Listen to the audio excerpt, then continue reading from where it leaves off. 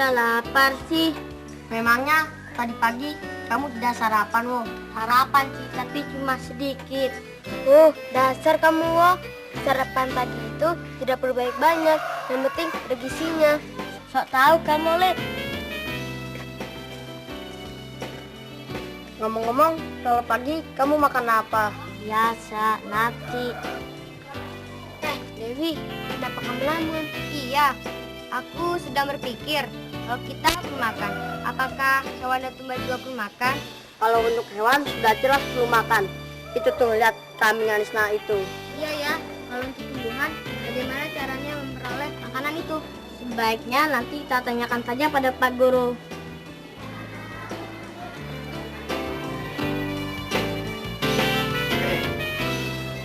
Apa yang kalian kerjakan di sini? Pak. Ini Pak, ada yang kami tanyakan pada Bapak. Apa boleh Pak? Boleh, boleh.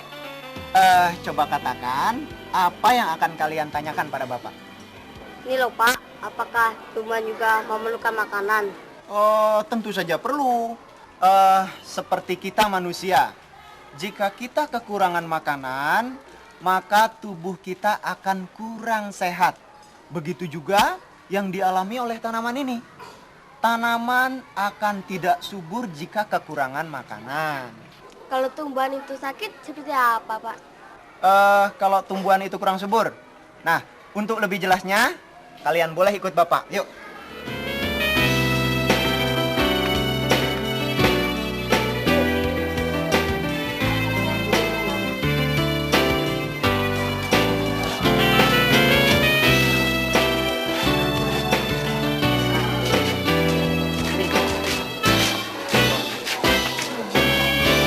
Sekarang tugas kalian membandingkan tanaman-tanaman ini.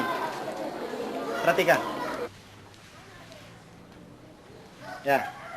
Lalu apa yang dapat kalian simpulkan di situ? Tanaman dalam pot ini sangat subur Pak. Tanaman yang di pot ini kok kerdil. Yang di pot ini malah daunnya berwarna pucat. Kenapa bisa begitu ya? Ya, ini berarti tanaman juga memerlukan makanan untuk bisa tetap hidup. Tapi Pak, dari mana tumbuhan memperoleh bahan-bahan makanan itu? Oh, kalau itu sekarang Bapak minta tolong sama kalian. Tolong pisahkan tanaman ini dari tanahnya. Nah, untuk pot nomor pertama nih, tugasnya Nowo. Yang kedua, tugasnya dari Yadi. Sedangkan yang ketiga ini, tugas kalian berdua, Lili dan Dewi. Coba sekarang kalian kerjakan.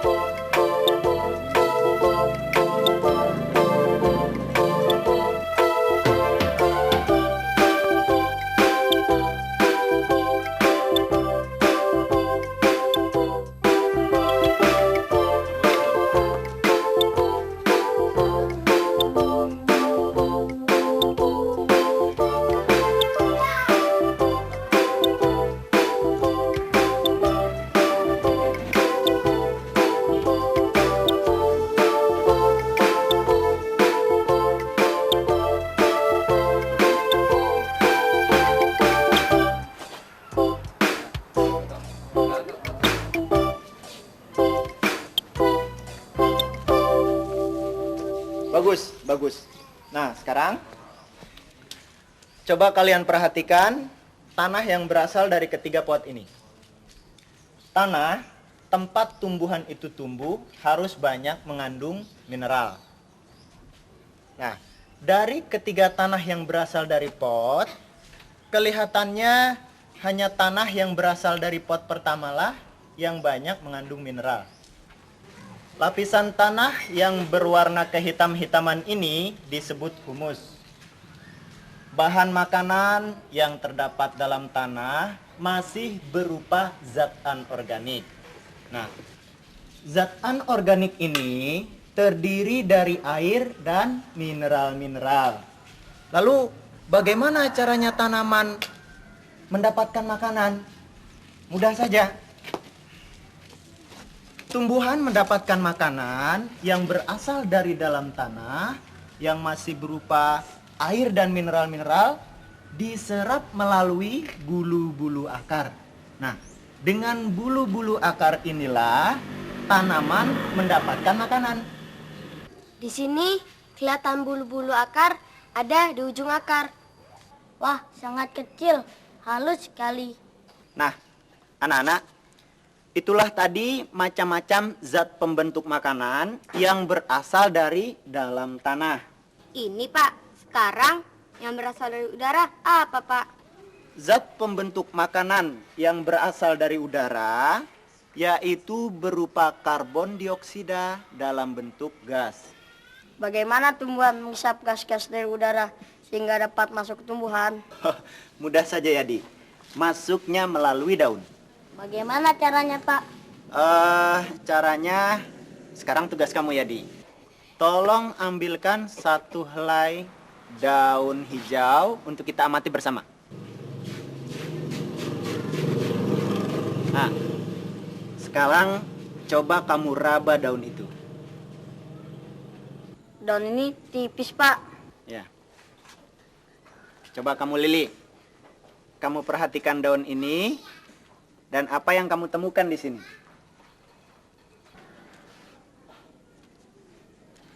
Tidak ada apa-apanya, Pak. Hanya dan ini warnanya hijau. Itu sudah jelas. Sudah.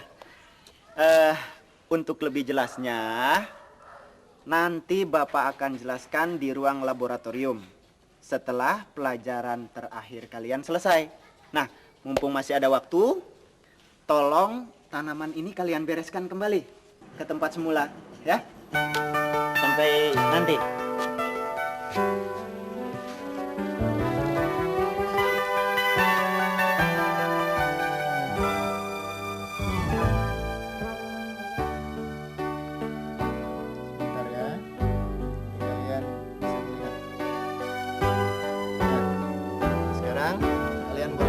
Irisan daun ini. Silakan satu-satu.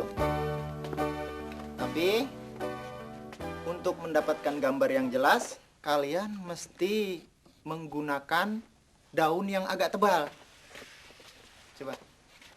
Nah, di situ tadi yang kamu lihat apa?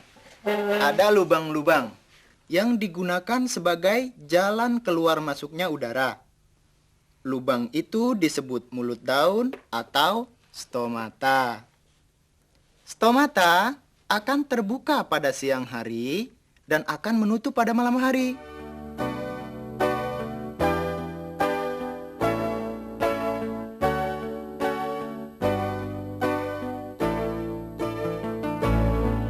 Coba perhatikan lagi.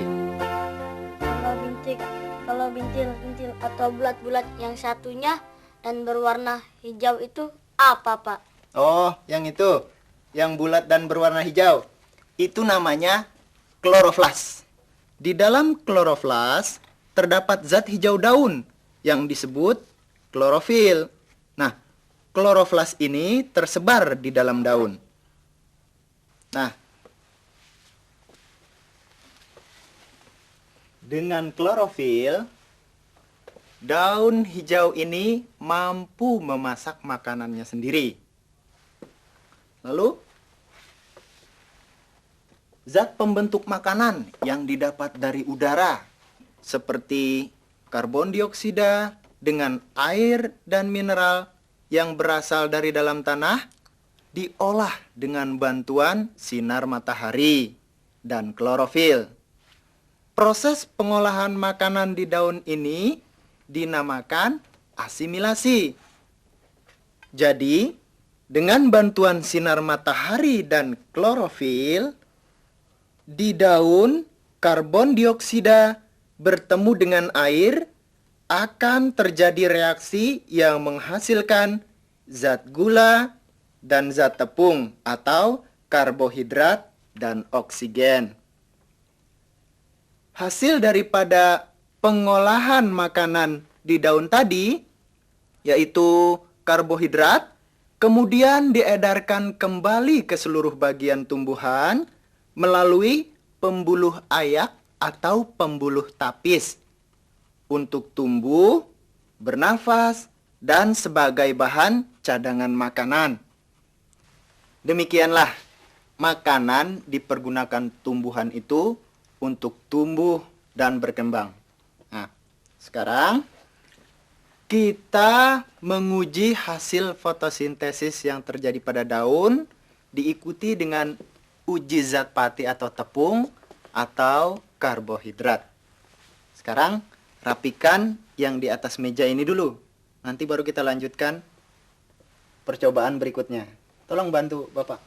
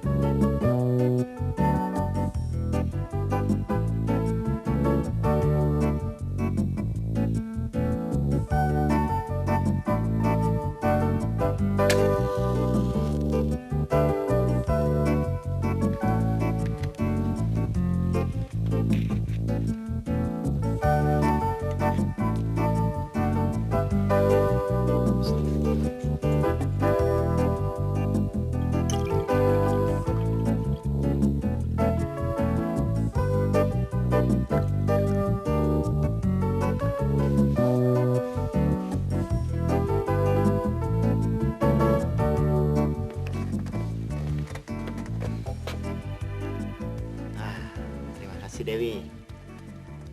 Ini ada sehelai daun yang sudah ditutup bagiannya oleh kertas timah. Nah, di bagian ini tidak terkena cahaya. Nah, sekarang kita mulai melakukan percobaan. Pertama, daun ini kita rebus dahulu hingga layu. Untuk selanjutnya, baru kita angkat.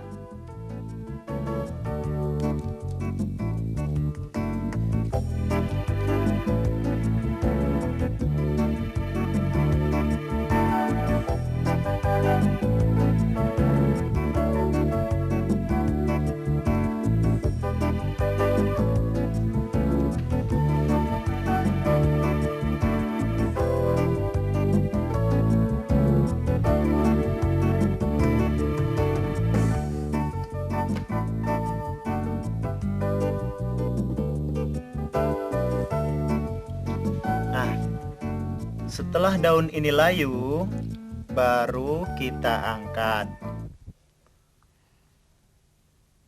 Kita tunggu dulu sampai dingin.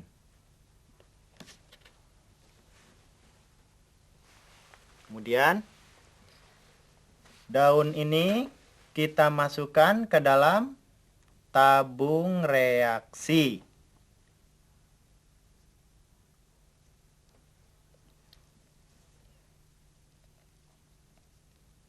Nah, sekarang tolong bantu Bapak ambil tabung reaksi.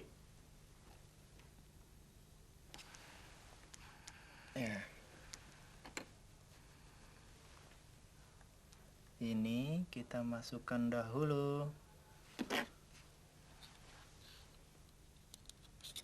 Nah, baru kita isi dengan alkohol.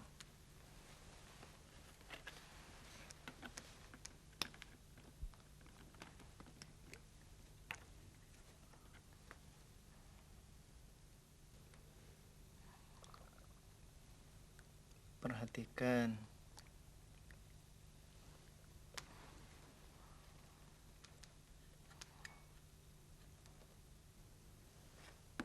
Nah, setelah ini, baru kemudian tabung reaksi ini kita masukkan ke dalam air yang dipanaskan.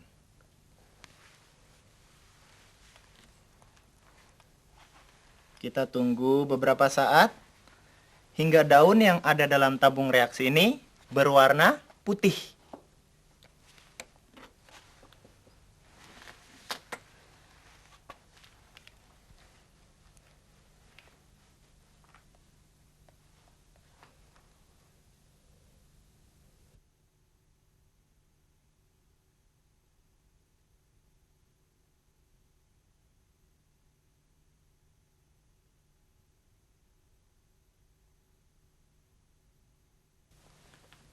Setelah daun berwarna putih, baru kita angkat.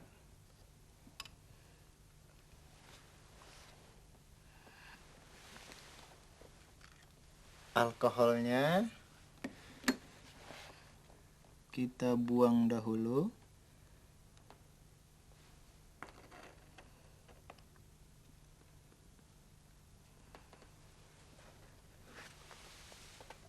Lalu daun ini kita ambil dan kita letakkan pada cawan Petri. Tolong. Ya. Terlihat daun sudah berwarna putih. Lalu kita letakkan daun ini pada cawan Petri. Untuk kemudian kita tetesi larutan yodium.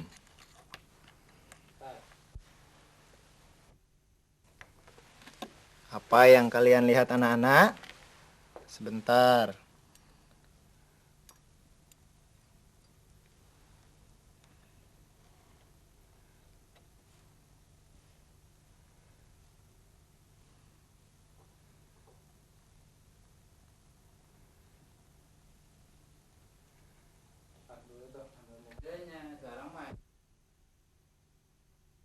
Nah, inilah hasilnya. Bahwa bagian yang tertutup tadi warnanya lebih pucat dibandingkan dengan bagian yang tidak tertutup. Ini karena bagian yang tertutup tidak mendapatkan cahaya. Nah, sekarang coba Nowo. Apa yang dapat kalian bedakan di sini? Karena bagian yang tertutup tidak melakukan fotosintesis, sedangkan bagian yang terbuka melakukan fotosintesis. Ya, kamu benar Nowo. Sekarang, kamu Dewi. Dalam fotosintesis dihasilkan apa saja? Zat karbonhidrat dan oksigen, Pak. Bagus sekali. Fotosintesis itu yang terjadi pada tumbuhan menghasilkan zat tepung. Nah, itulah tadi kegiatan dari tumbuhan. Sekarang Bapak ingin bertanya, apalagi kegiatan dari tumbuhan itu? Apa ya, Pak? Ya, sekarang kalau kita manusia dan hewan bernafas, apakah tumbuhan juga bernafas? Iya, Pak. Kalau bernafas, memang sudah jelas. Baik hewan, manusia maupun tumbuhan sangat membutuhkan oksigen atau sering disebut sebagai O2. Oksigen itu sangat dibutuhkan sekali dalam proses pembakaran. Nah, dalam pernafasan, karbohidrat hasil dari fotosintesis akan bereaksi dengan oksigen dan menghasilkan energi, karbon dioksida, dan air. Lalu, karbohidrat hasil dari fotosintesis itu selain dibutuhkan untuk pertumbuhan, juga sebagai cadangan makanan. Nah, itulah. Makanya tumbuhan disebut juga sebagai produsen. Nah, sekarang Bapak ingin bertanya pada Lili. Tumbuhan itu menyimpan cadangan makannya di mana saja? Cadangan makanan disimpan di buah, batang, dan di akar. Ya, betul. Tumbuhan yang menyimpan makanannya di buah itu contohnya mangga, pepaya. Sedangkan di batang itu tebu. Dan yang di akar seperti singkong, ubi, wortel, dan lobak. Nah, tumbuhan itu dikelompokkan dalam produsen. Misalnya seperti rumput, buah-buahan, dan sayur-sayuran. Berikut ini adalah makanan hasil dari proses fotosintesis. Seperti padi dapat menghasilkan beras sebagai bahan makanan pokok. Jagung juga bahan makanan pokok atau bahan makanan tambahan. Selain menghasilkan makanan dalam proses fotosintesis, tumbuhan juga menghasilkan oksigen. Oksigen ini dikeluarkan ke udara bebas. Manusia, hewan, dan tumbuhan itu sendiri memerlukan oksigen. Karena oksigen dipergunakan untuk pernafasan makhluk hidup. Nah, sekarang Bapak ingin bertanya lagi kepada kalian. Mengapa orang-orang yang duduk di bawah pohon yang rindang itu selalu merasa sejuk? Oh ya Pak, karena pada siang hari tumbuhan pada saat berfotosintesis akan mengeluarkan oksigen. Pantas di kota-kota besar dibuat taman-taman atau pohon-pohon sebagai tanaman pelindung. Dari penjelasan Bapak tadi, Bapak sangat mengharapkan sekali kalian mengerti tentang terjadinya proses fotosintesis dan manfaat-manfaatnya bagi kehidupan kita. Nah, anak-anak, lakukanlah pengamatan terhadap tumbuhan di sekelilingmu. Catat proses fotosintesisnya yang dapat kita makan. Nah, sekarang selesai sudah penjelasan dan kita sama-sama merapikan meja ini. Bagaimana? Yuk.